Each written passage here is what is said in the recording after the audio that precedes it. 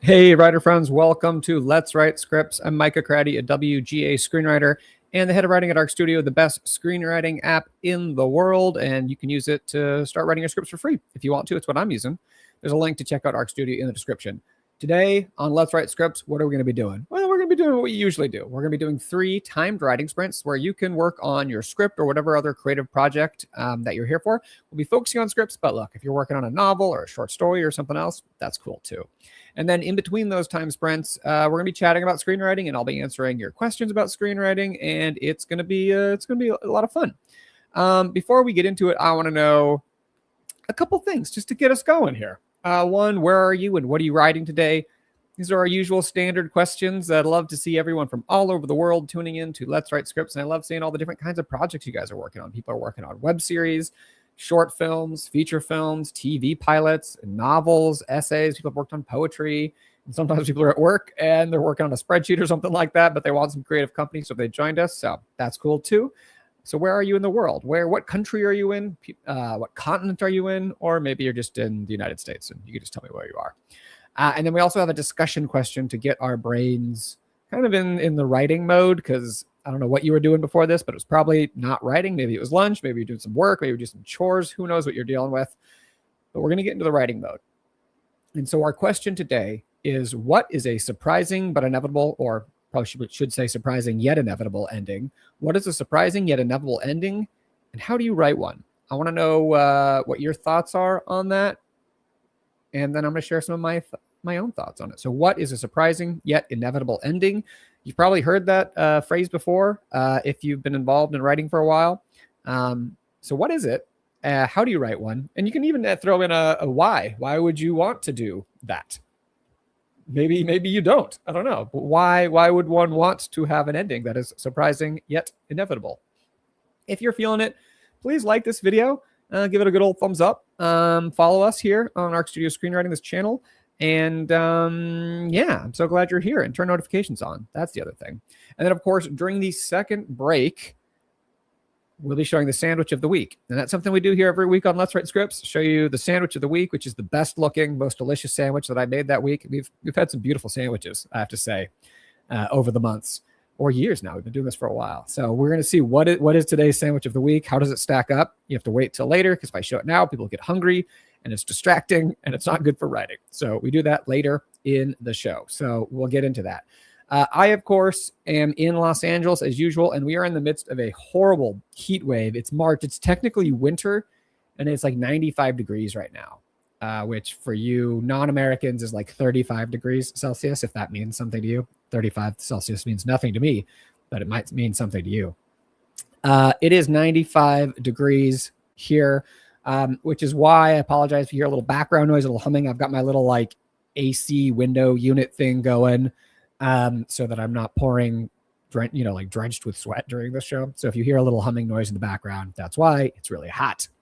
And I am going to be working on this feature script that I've been cooking on. I've been really excited. I've been doing like pages a day, really making progress on it. I'm like on a roll.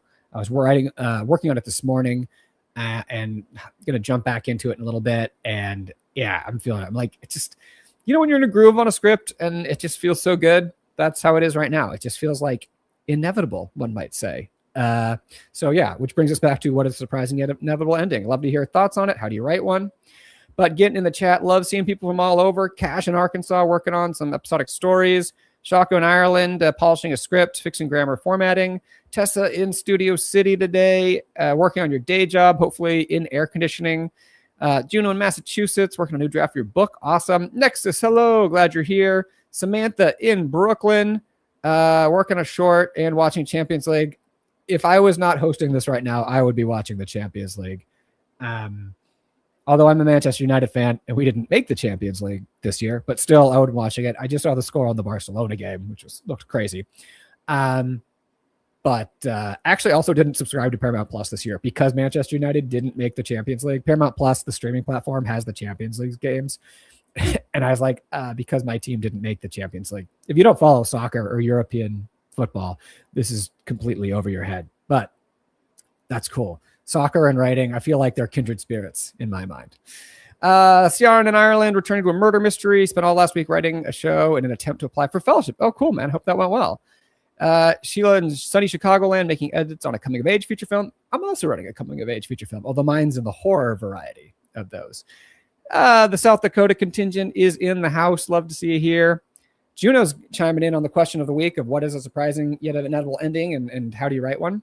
Let's see here. Surprising but inevitable endings need to come from the protagonist's main issue. There needs to be a resolution to the problem that feels satisfying but a creative, non-obvious way. Oh, yeah, that's definitely something that I was going to point to in my thoughts, is that it deals with whatever the main thing is.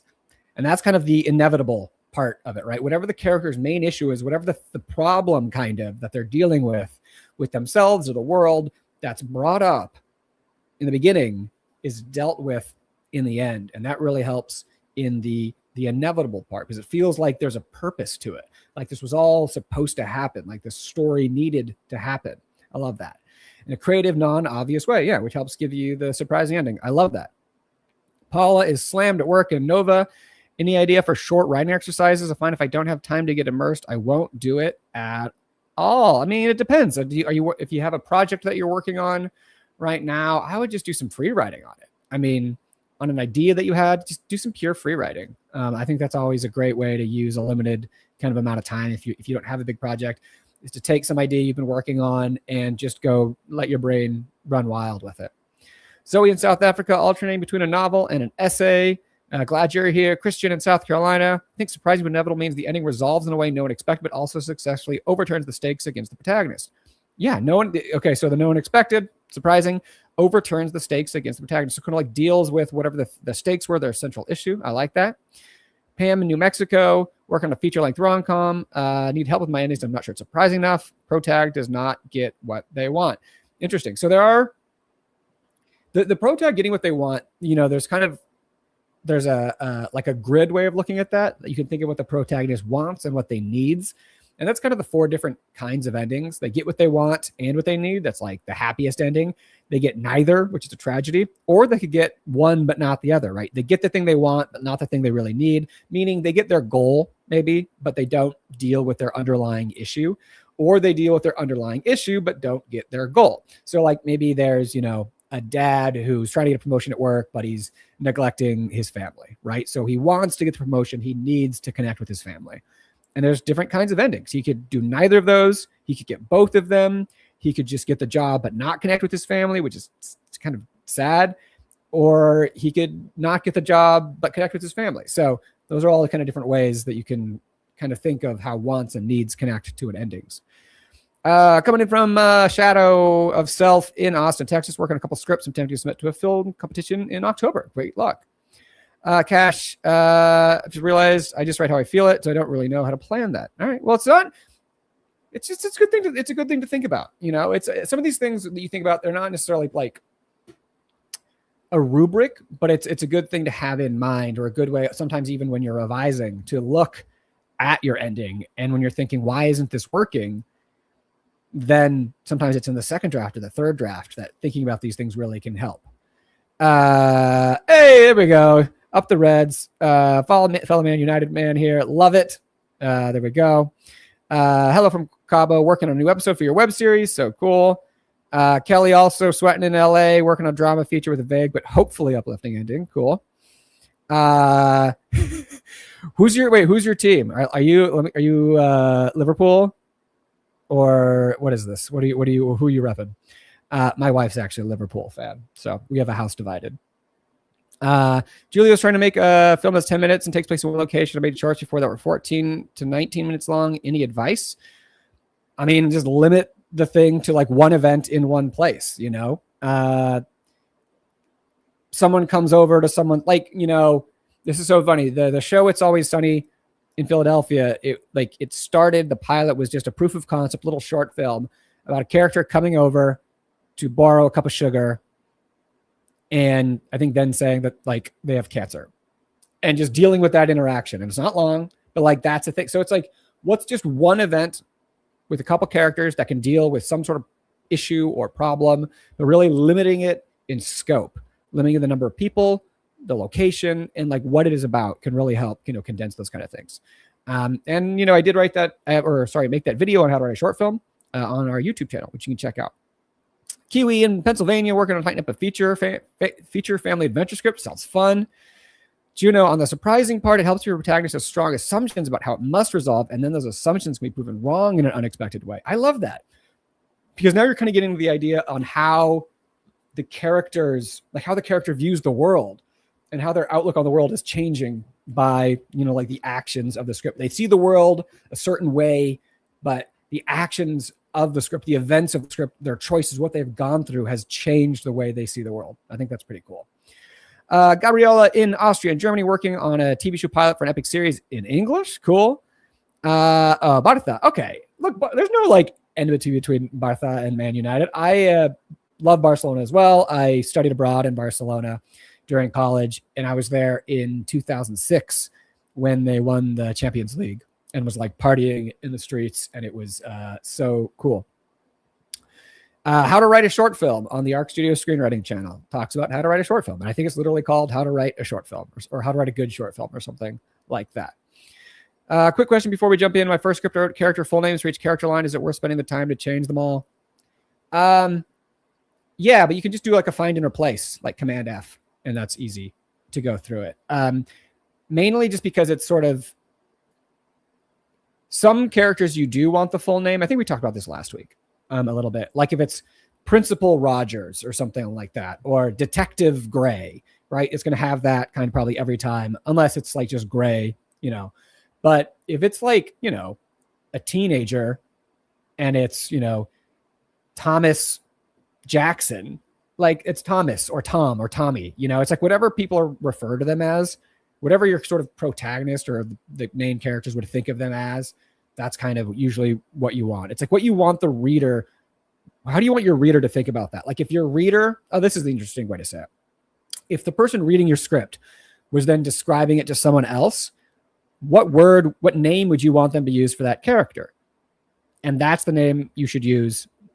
I think that's a good rule of thumb. That might not be in every situation, but I think that's it. If they're saying, oh yeah, then this kid Tommy, he did this, blah, blah, blah. Or if you're saying, oh, then Tommy goes to see Principal Jackson, and then it'd be Principal Jackson, you wouldn't say for the principal, if you're writing a story from the point of view of your, of a teenager, then you'd say he's Principal Jackson to them, or she's Principal Jackson. You wouldn't say, Tony or, Barb or something like that, right? It'd be Principal, blah, blah, blah.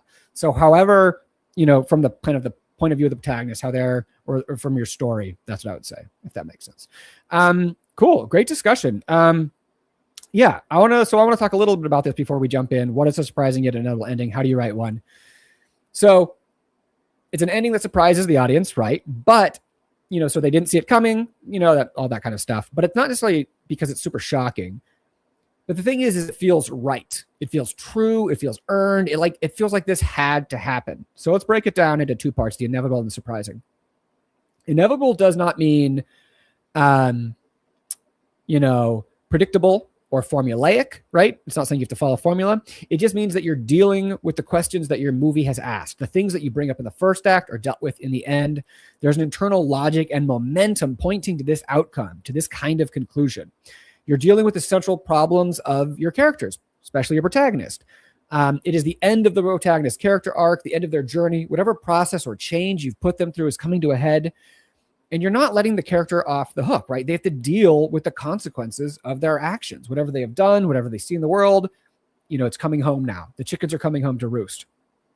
The ending is answering the beginning. And you can also think of it like there are breadcrumbs along the way. I do think this is something that people overemphasize. It's important. Yeah, you can have little clues, little breadcrumbs, but that's not the end all and be all. It's mostly the character and emotional stuff. And the breadcrumbs are added bonuses, kind of. They're little spices along the way. And then for the surprising part, there's a couple ways to think about this. One is you found a unique path to the answer. So there is this answer, but you found a different way to get there than the audience. Or you found a unique answer to the question. Or maybe the audience was looking at the question wrong the whole time. They thought the script was about answering this one thing, but it turns out it was about this other thing, this other sort of deeper, more important thing. And that's what the ending deals with. And it's like, oh, right. So it's like we weren't even looking at this story the right way, kind of reframing it in the ending. And a lot of it has to do with the character whose actions are causing the surprise. One thing to think about to make it surprising is this the kind of thing that a character wouldn't have done at the beginning of the story, but now that they've changed because of the story you've taken them on, they do. And that can be a surprising thing. At the start, they wouldn't have done this, but now that they've changed because of your story and they do something different, and it's sort of showing how the story has changed them. Or sometimes maybe there was something that we, the audience, didn't fully understand about them until this action. We thought they were kind of one kind of person. And there were maybe hints something else along the way, but we kind of still thought they were one kind of person. But through this ending, they reveal another side of them or who they really were. So that's another way of thinking about it. And a lot of this just has to do with your style, how you see the characters, how you see the world, the kind of the unique way really that you see stories in the world. It ties into making an ending that is surprising. And surprising doesn't just mean shocking. It means unique. It doesn't mean it came out of nowhere. It just means it's not how the audience thought it was going to happen. And some of that can just come from you seeing the world differently. So those are some thoughts on how inevitable and surprising can help you with an ending. Yeah. All right, guys. So enough talking. We're going to get into writing because that's what we're here to do. So if this is your first time, but yes, Shoko, to get into it, totally. If it's a principal's POV, then they would see them as a different name. Yeah.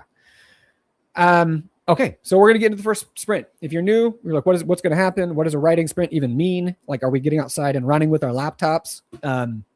You can. That could be kind of fun, although dangerous. I'm imagining lots of tripping, broken laptops, and like bloody noses. So what a writing sprint's going to happen is I am going to mute myself. I'm going to shrink over into the corner here. Don't worry, it's just temporary. I'm not going to be harmed.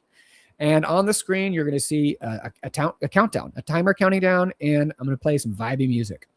And during that sprint, just work on whatever it is you're here to work on. These are unprompted writing sprints because we're all working on different projects. We're all at different points of the project. Some people are revising. Some people are outlining. Some people are writing their first drafts, all different kinds of things. So whatever you need, this is your time. Use it however you want to use it.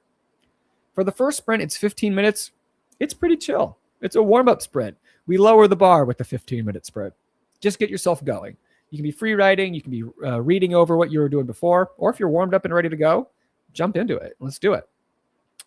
So yeah, let's do it here. I'm going to get the music going here.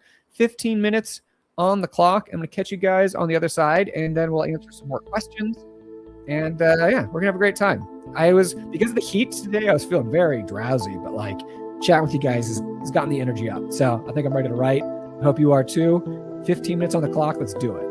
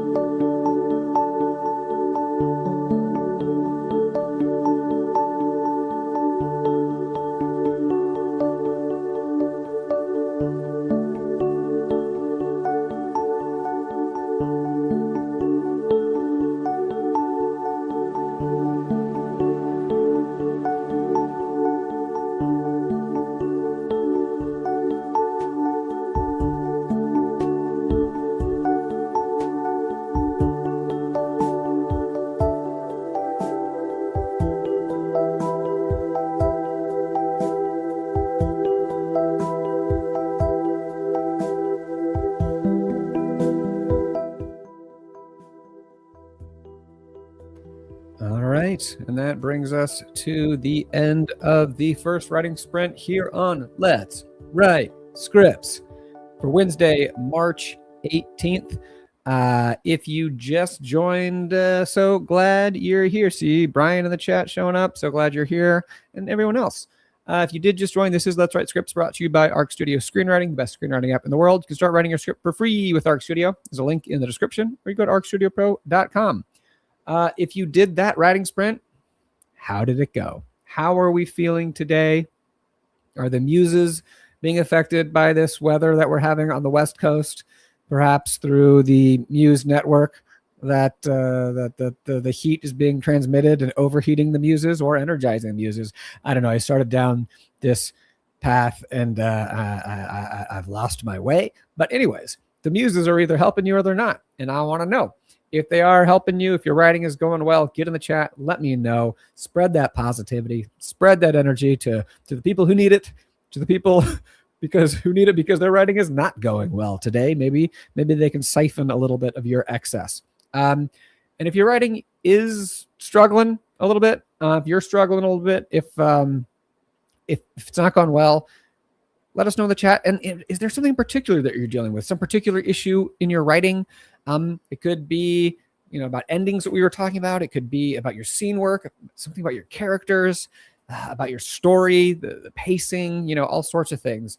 If there's anything that you're dealing with in your writing, the craft of the writing, get in the chat and ask. And I'm going to do my best to share what knowledge I have with everyone, and everyone else in the chat can also share their knowledge. So I'd love to know. So I'm seeing a couple people in the chat, but I want everyone else to get in the chat and let me know how the writing is going. If it's going well, awesome. And if it's not, what are you struggling with? Anything particular? Any questions that you have about the craft of writing that I can help with? Get in the chat and let me know.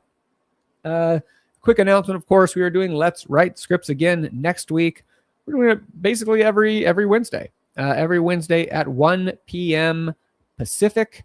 And here on the Arc Studio Screenwriting channel, you can RSVP for it if you want at the link in the description.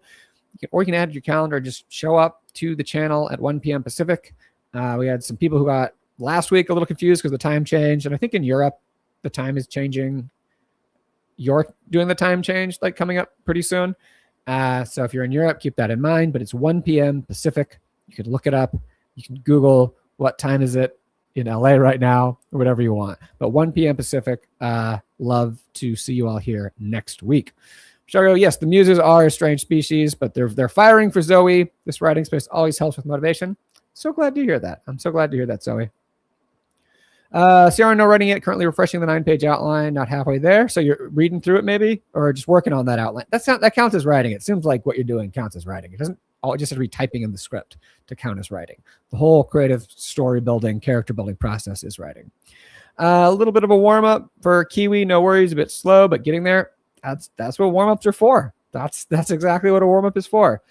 Same. Struggled at the beginning for cash, but got going towards the end. Love it. Hey, Justin, welcome from Washington State.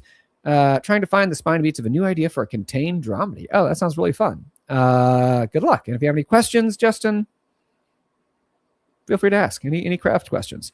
How's it going in Washington State? Is the whole West Coast hot, or is it just like LA right now? Let me know. Try not to judge. The days I think it's going well turn out bad because it went badly. The fix makes it better than you hadn't made the mistake. Just an observation that keeps my head up. That is interesting. Yeah. Wrong turns can lead to beautiful things. So many times, you're going to write something that's wrong, or you're going down this path and you may not be able to use it like what you got up, kind of like the thing at the end of it, but the things you discover along the way, or even just like the understanding that you gained. Because oftentimes when you go down a wrong path, it's because you misunderstood your story. Like that wasn't by accident that you went down that path. You went down that path because it seemed like it was the right path. And at the end, you're like, wait, this is wrong. And then if you understand how it's wrong, then now you're like, oh, I thought it was this, but it's not. That doesn't work. It's because of this. And like now you have a better understanding of your story. So any wrong path you took because you misunderstood your story, but it helps you to actually understand your story, that's not wasted. That's great. That's fantastic. So yeah, take the positivity here. Juno, just jealous. It's still winter here where I am, and I'm 100% over it. Yeah, but it's not supposed to be 95 degrees. You understand? If it was like 70 degrees, then I'd be like rubbing it in your face and be like, haha, LA's wonderful. Sucks to be in Massachusetts. But like 95 degrees in March, that's not good. Don't be jealous of that. That's bad. Your muses are there, though. Don't additionally endorse what they're doing regarding the words they're causing me to produce. That's funny, Juno. You got to laugh out of me. Kudos for you. This writing session is a win, if only for that reason. Shoka's editing the script and have to resist the urge to change cringe dialogue and keep it purely to a technical edit. I mean, look, discipline is good, but if you're editing a script, I mean, unless if you're trying to be disciplined about just doing one thing on a pass, more power to you. But if you're feeling so moved to change things, sometimes that's a good sign to do it here. A little distracted, yeah, because you're watching soccer. So there you go. That's maybe you're gonna have to hit pause on the game or something and come back to it later. Kelly, it's great. I think the heat is helping, or maybe just being in LA is inspiring. Oh, better than Kansas. You're from Kansas, yes? I don't know if I think I've driven through Kansas. I don't know if I've ever actually spent any time in Kansas. Great sprint for Pamela. Always try to free write with the first sprint, usually about our class questions. So I did some free writing, but my ending really helped. Oh, fantastic. I love to hear that. That makes me feel like the prep work was useful. So glad to hear it. Okay. How to hit all the expected beats of a medical thriller without being too predictable. Oh, that is an interesting question. That's interesting because I haven't written that genre, but I do love, this genre. Like, I mean, for one thing, I love The Pit right now. I don't know who else is watching The Pit, but I'm like obsessed with The Pit, and it's so energetic. I mean, it's so like engaging. I mean, one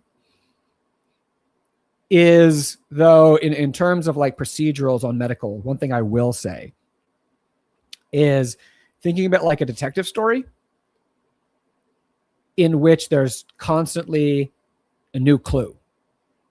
Something's changing every, 5 to 10 pages pretty much in those kind of shows, right? Where it's a new information. We thought it was this thing, but this result doesn't match, or this new symptom doesn't match. And now it's this thing, or we found this new, you know what I'm saying? It's like you're constantly, if you treat it like a detective show where there's constantly new clues, new evidence, that the characters because, okay, here's a way to think about it.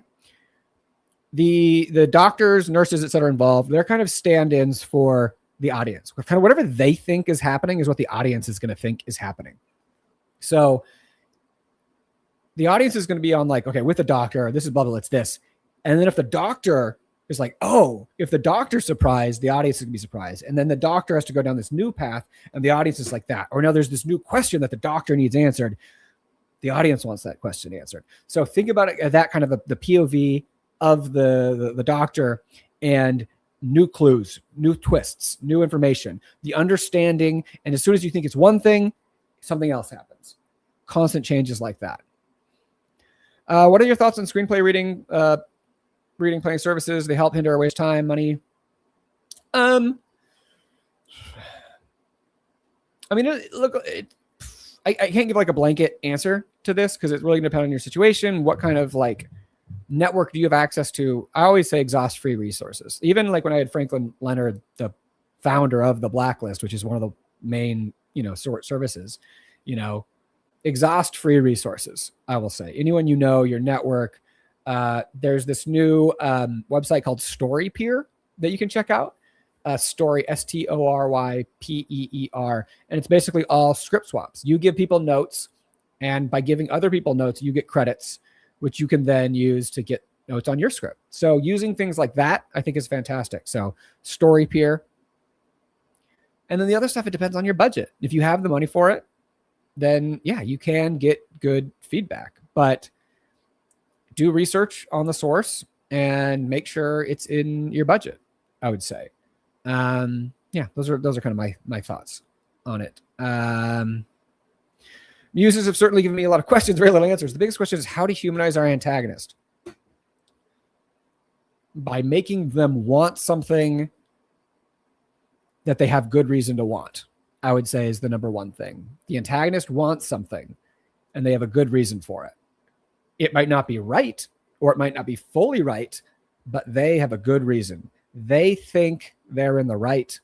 They think they're the protagonist. They think they're the hero. That's what I would say. The antagonist has a good reason for what they want. And secondly, it can be a little bit true. It can be a little bit true. Because the protagonist, there's this idea of the dialectic, which is like philosophy and everything, but it's not that complicated. Really, it's thesis, antithesis, synthesis. My gosh. I'm saying it's not complicated. I can't even say it. Thesis, antithesis, synthesis, which basically means thesis. Your character, your protagonist has a point of view about the world. Antithesis. Your antagonist has an opposing view about the world. Synthesis. Through those two viewpoints colliding, a new understanding that's more true emerges. So your protagonist changes a little bit. Maybe the antagonist is proven wrong, but they were a little bit right. One that's always as great is Black Panther, right? T'Challa has one viewpoint.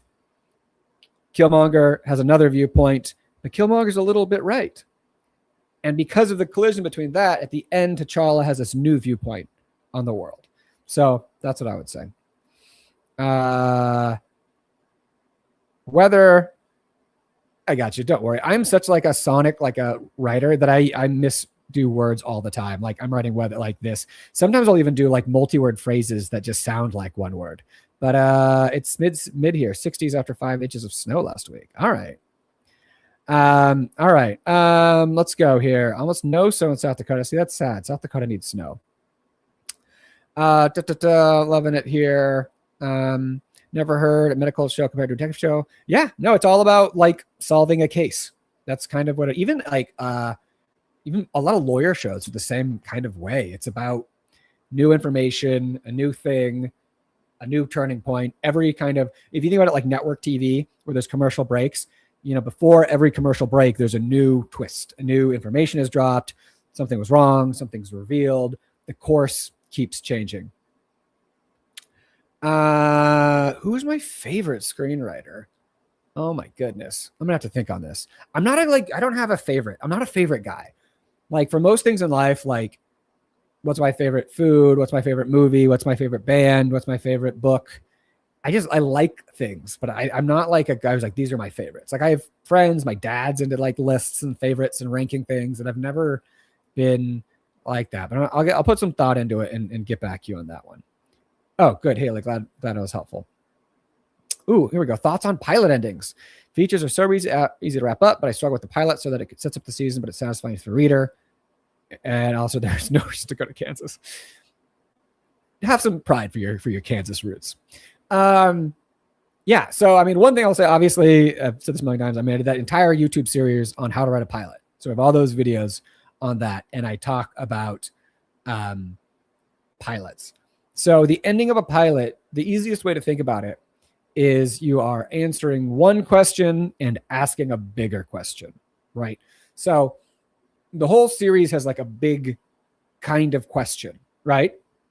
So the easiest thing to think about it is like, let's say it's a season long, because we were talking about detective shows, kind of.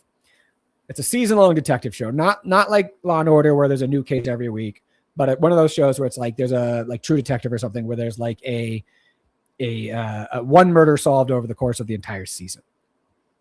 So each episode is then going to be broken down into sort of a smaller question. It'll focus on like, why did the neighbor, why was the neighbor digging a hole that night? And it seems like the neighbor was the murderer. Then you sort of like answer that question, but at the end of it, it's a new question. So a pilot episode asks a question that sort of introduced you to the story, and you're answering one kind of smaller question about it, but at the end, it's opening up to a larger question, like what happens next. So like the Breaking Bad pilot, right? The smaller question is about the first deal that Walt and Jesse do. How is this first deal going to end? That's a contained story. But at the end of it, Walt has gone through this life or death scenario, and you think he should be like scared, but he's actually energized by it and feels alive. So you have the one contained story in the pilot of this one first drug deal. And then at the end, it's like, oh, he's going to keep going. What's he going to do? How's he going to, like, you know what I'm saying? Like, it's like, what's going to happen? So you sort of answer a smaller question, tell a smaller story, and then open a bigger one at the end. Woo! All right. A lot of talking, mouth's dry, partly because it's hot and partly because I was talking too much. So we're going to get into the next sprint, 25-minute sprint, 25 minutes on the clock. This is the good sprint.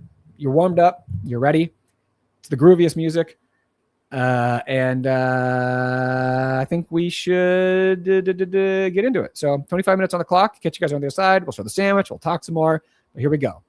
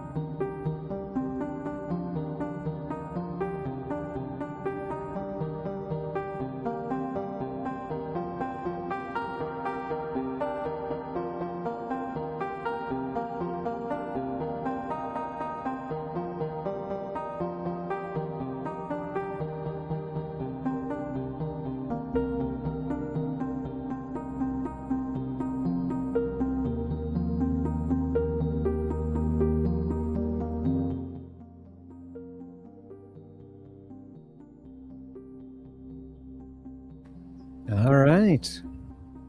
And that brings us to the end of the second writing sprint, the 25-minute writing sprint, the Goldilocks writing sprint, because you're not tired, but you're warmed up. It's perfect. It's right in the middle. And I am so glad that you are here. If you've just joined, this is Let's Write Scripts, brought to you by Arc Studio Screenwriting, the best screenwriting app in the world. Check it out at the link below if you want to use it to write your scripts like I'm doing. If you were doing that writing sprint, how did it go? If the muses were not with you in the first sprint, did they show up in the second one? If they were here on the first sprint, did they get tired or hit curfew and have to go home and just sort of abandon you and leave you to your own devices? Let me know. And if you're struggling with anything particular in your writing, the craft of your writing that's, I don't know, it's just not making sense, or you're not sure how to go forward, get in the chat and let me know. I'd love to discuss it. I love seeing people in the chat here. Some people are heading out. A couple of interesting questions. Let's see here really quickly. Paint the Duchess, writing a psychoerotic screenplay. My question is, what should it feel like when the main character is about to make a decision that's going to turn him into more animal than man? I mean, I think for this kind of thing, the bad answer is that, like, how you choose to answer that is like kind of fundamental to what your script is. So like no one really can answer that fundamentally, except you, because that's sort of going to get to the heart of like what your movie is and what it's about. I will say though, it'd be very helpful, like on a craft level, to just put the audience in that man's POV, make them sort of understand what he's feeling, what's leading him to this, how he's responding to this, and just like really ensconce them in that POV. Sages asks, actually, is the music still playing? It is still playing. Do you have any tips or ideas on how to get out of writing mode? I usually get really into the story I'm writing, but notice I have a hard time getting my brain back to daily life. This is a question that I have never considered before. That's an interesting question. How do you get out of writing mode? I don't know, because I feel like for me, there's like so much in daily life that it's going to intrude in there. I mean, so I don't know if I'm like, it feels like there's some like psychology involved. I don't know if I'm exactly the best person to answer this. I can answer it from my perspective, from sort of a layman's perspective. I will say the one thing that can help in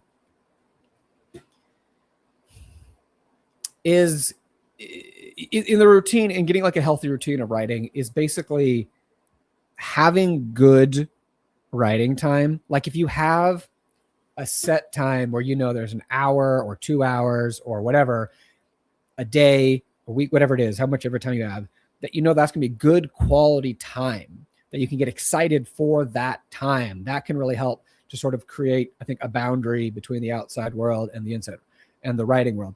Generally, that kind of habit is used to protect the writing world from the outside world. But I think it maybe could also help a little bit vice versa, in the sense that, like, if you have, it's like having a good workout, right? If you have that time and you really go all in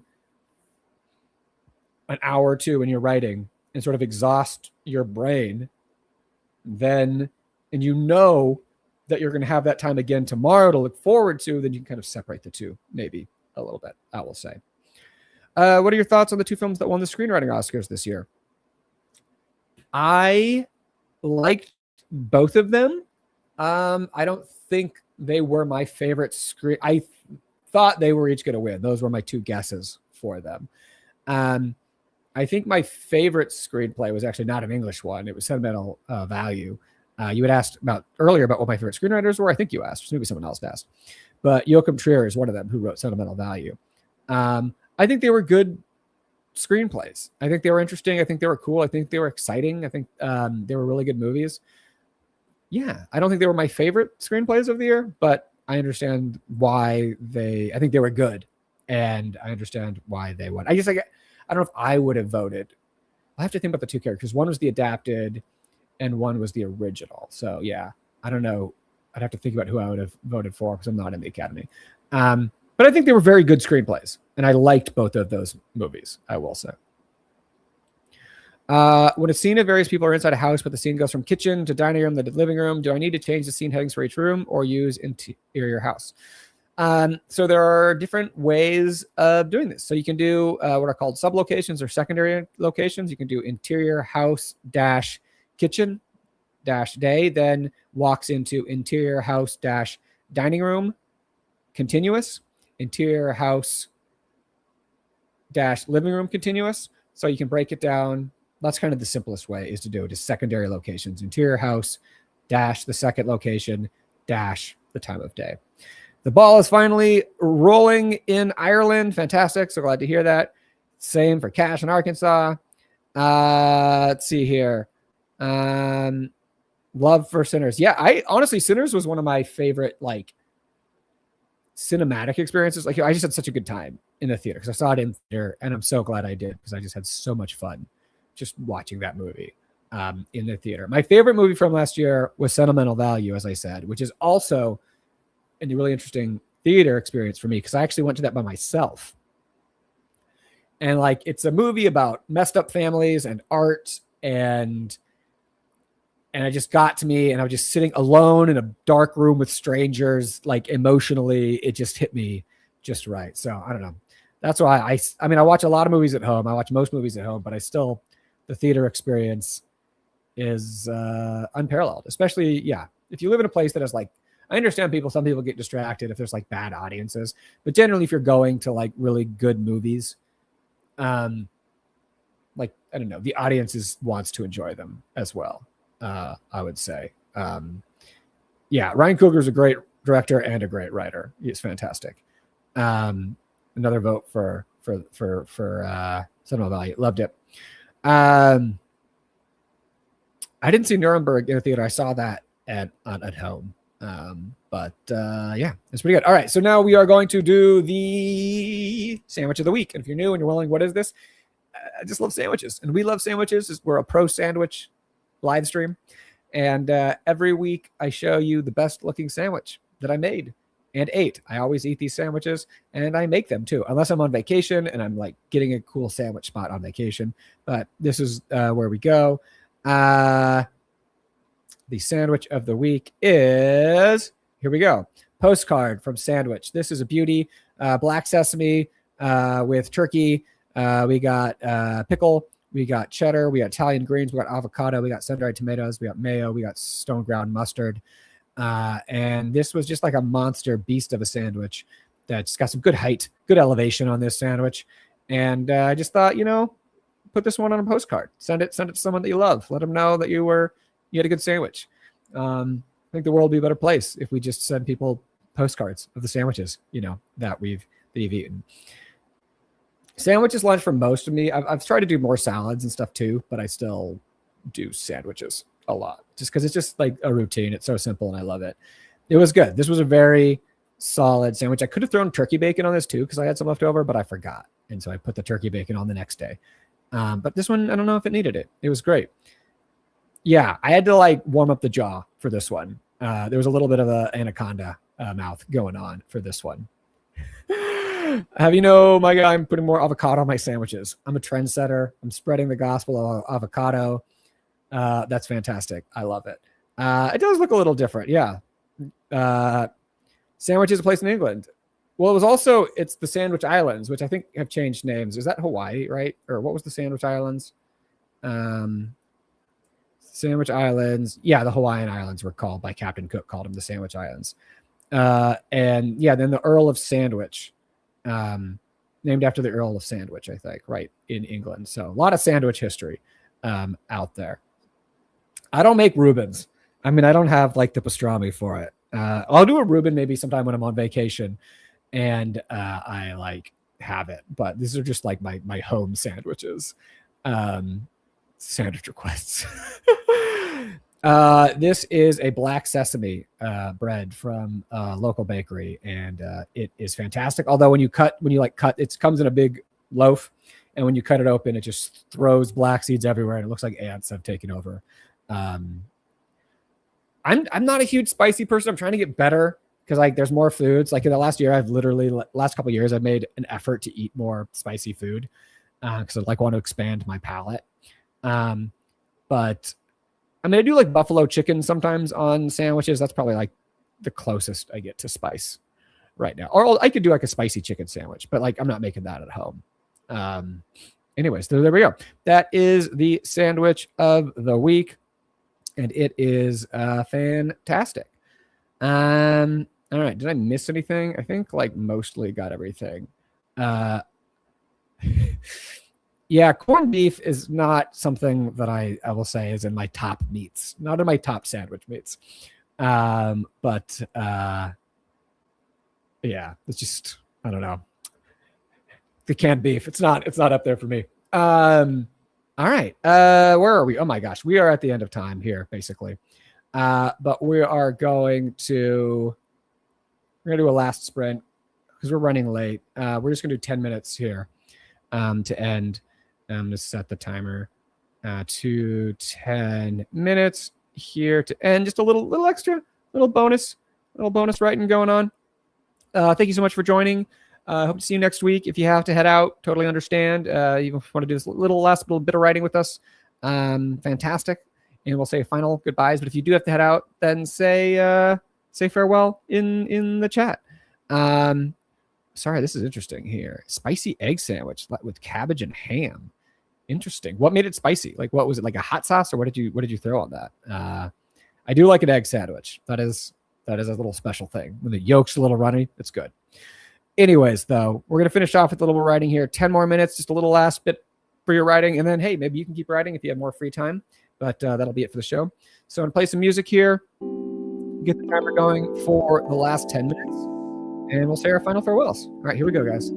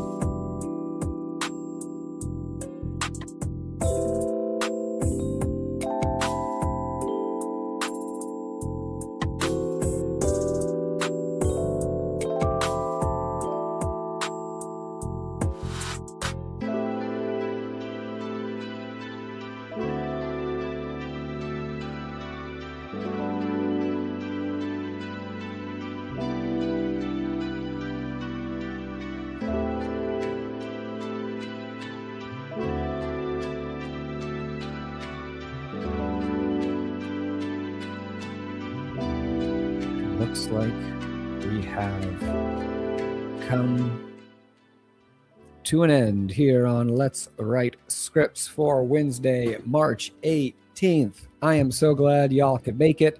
Hope you had a great time. Hope you got some writing done. Most of all, made some progress on your scripts, made some progress on the expansion of your understanding of screenwriting. Perhaps learned a few things, had a good time, had some fun. Use those creative muscles. That's great. And I hope this isn't the only writing you do this week. I hope you keep writing today, write tomorrow, try to find that routine, and I'll see you next week, same time, same place, 1 p.m. Pacific here on the Arc Studio Screenwriting YouTube channel. And Matt, I love it so much. I always look forward to this. It's a great time. Even like today, I was feeling very low energy with the heat. I was just in afternoons. I'm tired anyways. But just you guys always give me the energy. And I hope it's the same in your direction, that you get energy from this and you get some writing done. And such a great time. So until next time, be kind to yourselves and happy writing, everybody. I'll see you on Wednesday. Farewell.